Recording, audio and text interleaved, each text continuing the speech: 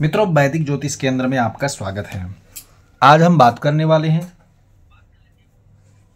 राजर्षि राजयोग। कौन से राज सत्ता में हमें पद मिलेगा, प्रतिष्ठा मिलेगा, नौकरी मिलेगा, सम्मान मिलेगा, योग स्थान मिलेगा, या राजा ही क्यों न बन जाए। ऐसे राजयोग कुंडली में जो राज सत्ता यानी राजसी भोग वाले तत्व, पद, प्रतिष्ठा और पदार्थ दिलवाने वाले योग होते हैं, उनको राजर्षि या राजयोग की तरह हमने जो है लिया है। आज उन्हीं राजर्षि या राजयोग के बारे में चर्चा मित्रों हम करके दिखाएंगे। आज वैदिक ज्योतिष का ये बहुत ही महत्वपूर्ण राजयोग है, जिसका हम सूत्र बाई सूत्र स्टेप सरल तरीका से सटीक विश्लेषण करने वाले हैं।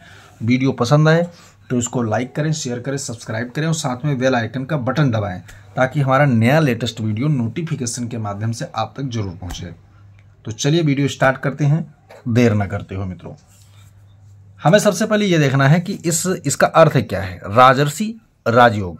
तो यहाँ इसका दोनों अर्थ ये नहीं कि आप कोई राजा के यहाँ ऋषि बन जाएंगे, ना, लिखा है, सिर्फ ये सब लिखा। इसका अर्थ क्या है वो समझना है कि जैसे कोई, अब आज के आधुनिक कार्य प्रणाली में जो परिप्रेक्ष्य में आपको समझा रहा हूं, कि जैसे कोई मंत्रालय आपको मिल जाए या किसी मंत्री के पीए वगैरह बन जाए, तो जाहिर सी बात, आप सत्ता से जुड़ गए ना। सत्ता से जोड़ना इस राजयोग का काम है। वो व्यक्ति बिना सत्ता के नहीं रह सकता, चाहे वो राजा का पीए बन जाए, राजा का कोई नज़दीकी करीबी आदमी बन जाए। ऐसे लोगों की जो राजयोग का फल जब भोगेंगे तो वो हमेशा राजाओं की कृपा से जीवन जिएंगे और अच्छा उनकी कृपा हो जाए। आज नरेंद्र मोदी की कृपा जिस पे हो जाए फिर क्या पूछना। तो इस राजयोग का अर्थ ही यही होता है। चलिए अब अंदर चलते हैं कि सूत्र क्या लगता है। सूत्र ये लगता है कि लग्न में पंचम में और नवम में, लग्न में पंचम में नवम में, यहां पर शुभ ग्रह स्वराशि के होके बैठे हों। लग्न में पंचम में नवम में शुभ ग्रह स्वराशि के होके बैठे हों, या उच्च राशि के बैठे हों, या मूल त्रिकोण राशि के बैठे हों। सूत्र है ना, लग्न पंचम नवम में शुभ ग्रह ज्यादा हो। ठीक है, अब यहां एक ग्रह या दो ग्रह या तीन ग्रह युति हो जाए, लेकिन शुभ ग्रह की युति होनी चाहिए, शुभ ग्रह की युति होनी चाहिए। ठीक उसी प्रकार के चतुर्थ भाव में और यहां पर क्रूर ग्रह हों, या फिर तीसरे घर में और 11वें घर में क्रूर ग्रह हों, तीसरे घर में और 11वें घर में क्रूर ग्रह हों। जैसे मंगल बैठ जाए, सूर्य बैठ जाए, ठीक है ना, शनि बैठ जाए, राहु बैठ जाए, इस प्रकार के इन भावों में होने चाहिए। लेकिन लग्न में पंचम में और नवम में तीन जो महत्वपूर्ण, यहां पर केवल शुभ ग्रह की उपस्थिति होनी चाहिए। और वो किस अवस्था में हो, चाहे स्वराशि के हो, मूल त्रिकोण राशि के अपने हो, या उच्च राशि के हों। और उनके बैठने का जो अंशबल है मित्रों, वो क्या है, 8 अंश से लेकर के और 27 अंश के बीच में ही होने चाहिए। ये अंशबल महत्वपूर्ण रखता है हर ग्रह का, क्योंकि वो मूल त्रिकोण राशि का तो है, लेकिन उसके बैठने का जो अंशबल है वो 0 से लेकर 7 अंश के बीच में अगर बैठा हुआ है तो वो क्या है, किसी काम का नहीं, वो कमजोर हो गया। ठीक उसी प्रकार के 27 से लेकर के 30 अंश के बीच में जो ग्रह बैठ जाते हैं वो किसी काम के नहीं होते। एक प्रारंभिक अवस्था होती है और एक वृद्ध अवस्था होती है। तो इन स्थितियों में नहीं होने चाहिए ग्रह कुंडली में। यदि आपकी कुंडली में ऐसे राजयोग स्थापित हो रहे हो, जिनका सबका सूत्र, मापन, स्थिति, प्रणाली अच्छी तरीके से है मित्रों, तो वो राजयोग का फल जो होगा आपको 100% मिलने वाला है।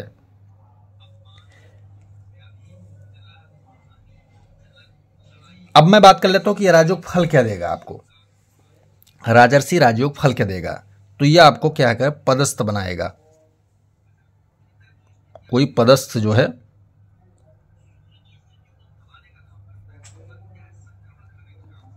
अब पदस्थ का बात मैं कर रहा हूं कि शिक्षा अर्जित करके आप कोई जो है IAS PCS ऑफिसर बन के और किसी के मंत्रालय से जुड़ करके आपको जो है काम कर रहे हैं, या कोई IB चीफ, CBI चीफ, इनके पदों पर चले गए तो वो भी सरकार के अंग हैं, कार्य कर रहे हैं।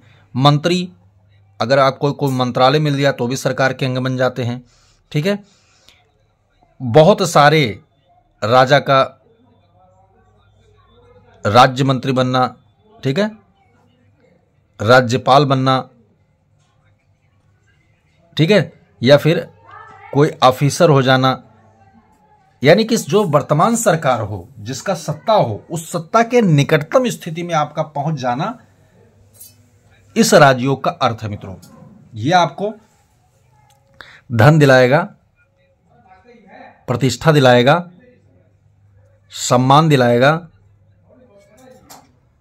सुख दिलाएगा, भोग दिलाएगा, ठीक है, नेतृत्व क्षमता देगा, नेतृत्व क्षमता, निर्णय लेने में आप सक्षम रहेंगे हमेशा, और आपका प्रभाव जो है बढ़ा चढ़ा रहेगा।